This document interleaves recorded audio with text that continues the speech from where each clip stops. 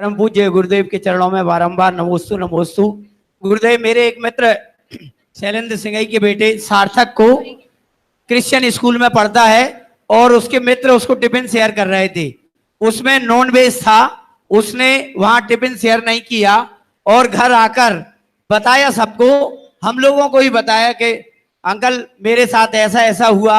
गुरुदेव, ऐसे में जैन समाज धन संपन्न है, साधन संपन्न है, और जब क्रिश्चियन स्कूल में हमारे बच्चे जाते हैं तो ये स्थिति बनती है। ऐसे में हम क्या करें और आपका मार्गदर्शन अत्यंत आवश्यक है। लेकर के तो आचार्य सिंह और हम लोगों ने जैन समाज को चेताया।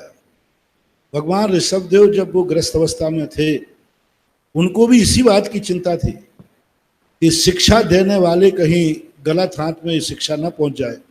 इसलिए ऋषभदेव तीर्थंकर होकर के भी लौकिक शिक्षा पढ़ाने का, तीर्थंकर का काम लौकिक शिक्षा देने का नहीं है, लेकिन जब उन्होंने सोचा कि ऐसा युग आने वाला है, ये लौकिक शिक्षा गलत हाथों में चली जाएगी, तो ऋषभदेव खुद पढ़ाने बैठ गए।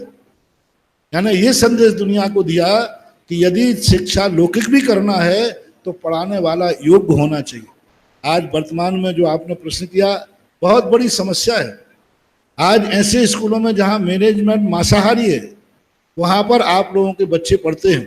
सबसे ज़्यादा जैनियों के पास पैसा है, वो सबसे ज़्यादा उन स्कूलों में पढ़ाते हैं जहाँ नॉनवेज होता है, और वहाँ वो कह देते कि आप शाकाहार लाइए, लेकिन वहाँ मांसाहार लाने वाले टिफिन को मना ही नहीं है, और आपसे कह देंगे आपका बच्चा शाकाहार का टिफिन लावे, मुझे कोई आपत्ति नहीं।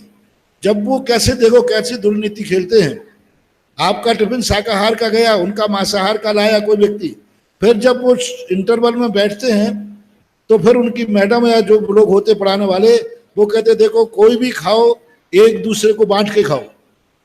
तो शाकाहारी वाला अपना पराठा उठा के मांसाहारी को देता है और मांसाहारी अपना आमलेट शाकाहारी को देता है। ऐसी एक घटना घटी कि एक बच्चा कहता है, माँ आज मैं स्कूल नहीं जाऊंगा क्योंकि आप प्रतिदिन पराठे रख देती हैं और भी सब्जी।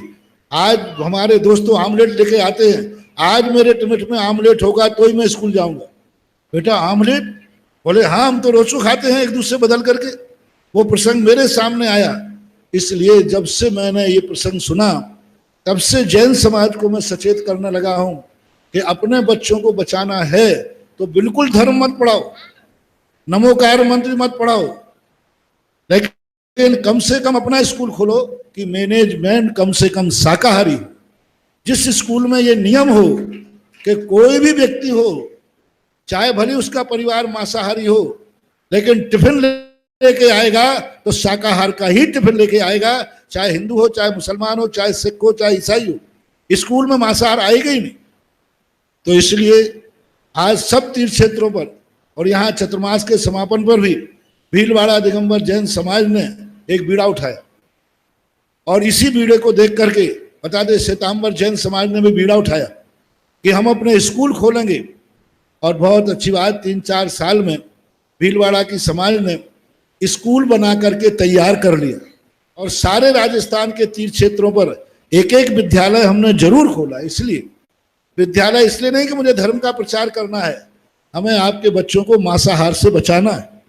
एक व्यक्ति बोला, महाराज जी हमने स्कूल खोला है, प्राइवेट जैन था, और उसमें हम किसी को माफ नहीं करते, जम की फीस लेते, खूब कमाई करते हैं, और किसी गरीब को कोई दया नहीं करते, और खूब जम की फीस लेते हैं। क्या आप हमें आशीर्वाद देंगे? मैंने कि दोनों हाथ से।